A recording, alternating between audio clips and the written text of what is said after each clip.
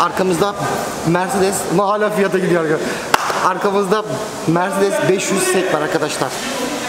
Çok güzel bir araba. Bu arabayı şöyle söyleyeyim, Almanya'da yapılmış ama Almanlar yapamıyor. Yapılsa zaten buraya gelmez. Niye? Allah, arabaya çarptık. Bir şey oldu mu? Gel gel Barış, yaklaş. Niye yapamıyor biliyor musun? Arabanın her yeri alüminyum. Hafif olsun diye arabayı o zamanlar alüminyumdan yapmışlar. Onun için de orada bunlar düzeltilemiyor. Değiştirmeye çalışıyorlar. Çok paralar. İstanbul'a geliyorlar ve bizde bu arabaları yaptırıyorlar. Bak, bir şey söyleyeyim mi? Param var. Bak, paran çok. Böyle bir arabayı da seviyorsun ama yaptıramıyorsun. Niye? Çünkü bunları parayla yaptıramıyorsun.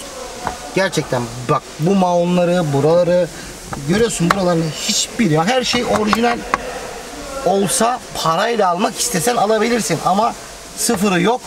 Bunda Almanya'da yaptıramıyorlar. Bu arabalar buraya geliyor ve biz bunları yapıyoruz, uğraşıyoruz ama minimum böyle bir araba bir yılda çıkıyor.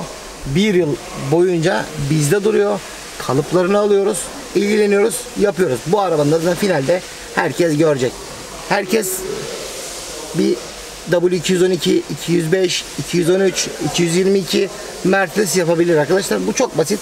Hazır Çin'den gelen bir body kit'i alıp boyayıp arabanın üzerine takmak çok zor değil.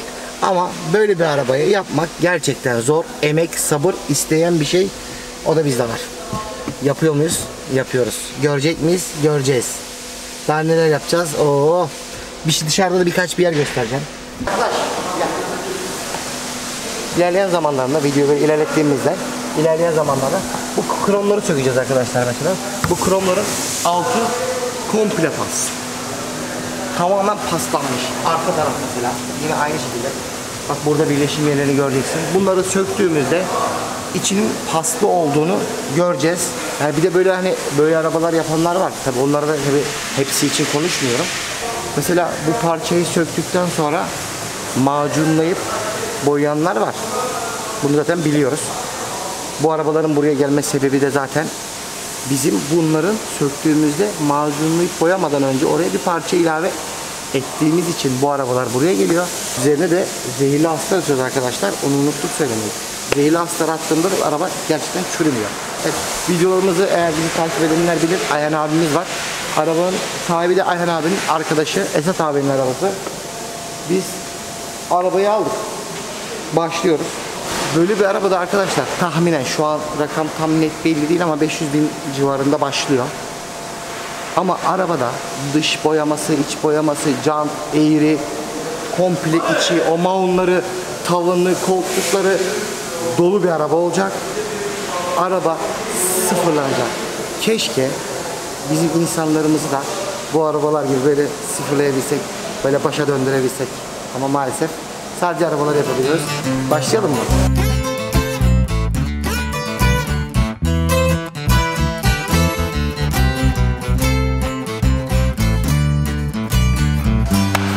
Hadi bismillahirrahmanirrahim. Esat abinin arabasını aldık. Motorunu falan komple şu an bitirdik. Motoru bitti. Arabamızın jant lastiğini taktık. Air süspansiyonunu yaptık. Sıra neye geldi? Neye geldi biliyor musunuz? Arabanın toplamasına geldi ama tabii ki bu araba nasıl toplanacak? Bize sorun. Arabamız 1990 model miydi Barış bu? 90. Yani 89-90 model. O yıllarda arkadaşlar bu arabanın kaputu ve arka bagajı alüminyum. A'dan Z'ye bütün her şey sökülecek ve hepsi sıfır yapılıp arabaya takılacak. Bunlar için neler yapılacak arabaya? Tabii onları Serkan abiyle beraber biraz sonra konuşacağız ama ben size tabii birkaç bir şeyler göstermek istiyorum. Motor içi toplandı. Şöyle söylüyorum size, tamamıyla her şeyi orijinal bir şekilde parçalarını bulduk, topladık. Sekmanlarına kadar, vidalarına kadar bakın. Hepsini orijinal bir şekilde bulduk, orijinal bir şekilde yerine yerleştirdik. Motorumuzu falan çalıştırmaya getirdik. Araba çok güzel, saat gibi gidiyor. Şimdi ama arabamızda çok pas, çürük var. Bunları toplamamız lazım. Şöyle örnek, bak buraları görüyor musun arkadaşlar? Bak şöyle yapalım. Bakın altına. Bunların hepsi sökülecek tek tek. Böyle takalım. Bunların hepsi tek tek sökülecek. Hatta şu elimizi sürdüğümüz bakın nasıl dökülüyor. Bunların şimdi detaylarını zaten Barış şimdi güzel bir şekilde çekecek. Arabanın üzerinde şöyle bir tane göstereyim mi? Bak şuraya göster Barış. Bak bir tane elimi bastırıyorum. Sadece elimi bastırıyorum. Bakın parmağımı bastırdım mı? Bak aha gitti. Bir şey söylememe gerek var mı? Hepsi parmağımın ucunda. Şimdi bu arabayı komple sökmeye başladık. Serkan ustamız şu an arabanın içinde. Aha şuraya bak ya, bak. Bastırayım Barış. Bir şey olur mu? Bastırayım, bir şey olur mu? Bak bir şey olur mu? Bastırıyorum. Evet. Korkuyorum keserim diye. Yok. Evet. Ustamız dedi ki fazla parmağını sokma. Kalıp çıkartacağım oradan dedi. Onun için dokunmuyorum ama siz zaten gördünüz arabanın çürümeyen bir yeri yok. Her yeri arabanın kötü. Gerçekten çok kötü. Bunu şimdi toplamaya başlayacağız. Ama diyeceksiniz ki ya bu arabayı toplayacaksın ama bu jantları arabanın üzerine bırakmışsın. Bunların ayarları yapıldı şu anda ama araba toplanırken bu jantları sökeceğiz. Başka jant takacağız üzerine. Şu an sadece ayarını yapmak için üzerine taktık, bitirdik. AMG kitimiz var. Onu da arabaya takmadık. Onları taktığımızda arabayı da bu şekilde bastığımızda araba yürüyecek. Hem de nasıl yürüyecek? Öf. Bu araba kaç beygir biliyor musunuz? Ben de bilmiyorum. Kaç beygir? Ben de bilmiyorum. Sen de biliyorsun. Ya güzel bir beygiri var. Arabamız 8 silindir arkadaşlar. Sizce kaç beygir olabilir? Yorumlara yazın. Hep videolarda yapıyorlar. Yorumlara yazın. Yorumlara yazın. Yazın yorumlara. Bu arabayı topladığımızda bence yorumlara başka şeyler de yazacağınıza inanıyorum. Böyle bir arabayı topluyoruz. İçeride ne arabalar var. İş restorasyon. Toplama dediği gibi. Herkes topluyor bir şey zaten. Ama gerçekten yani böyle al arabayı yap koy kenara çayını iç.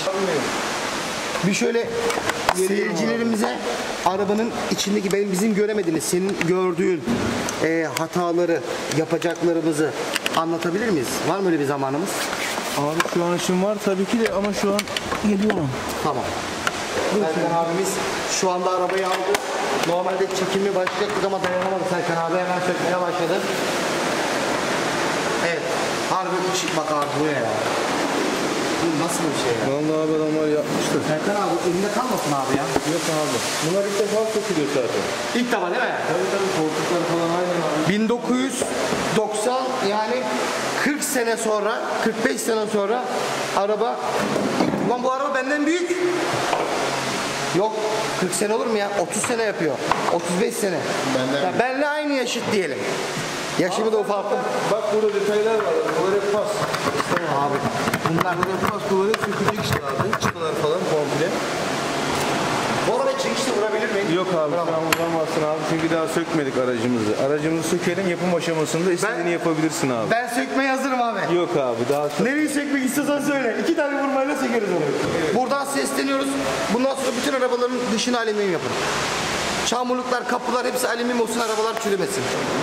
Bu arada ustamız arabamızın dışını halledecek, bitirecek ama arabanın sadece dışıyla bitmiyor. Eğri yaptık, jantı yaptık, motorunu yaptık. Ama arabanın bir içi var. Yani bu arabanın bir de içi var arkadaşlar. Gördüğümüz maonların hepsi sıfırdan tekrar maon yapılacak. Bunların hepsi sökülecek. Aynı ölçüde, aynı kalıpta tekrardan maon yapacağız. Direksiyon, torpido, tavan, taban, koltuklar, kolçağımız, kapı iç trimleri, kemerler hepsi yapılacak. Finalde hatta bu videoyu izledikten sonra Barış ikinci videoda arabanın bitmiş halini atacak bize. Bir de onu göreceksiniz. Bittikten sonra diyeceksiniz ki böyle bir araba alayım da Aksoy Tuning'e gideyim. Bekliyorum hepinizi.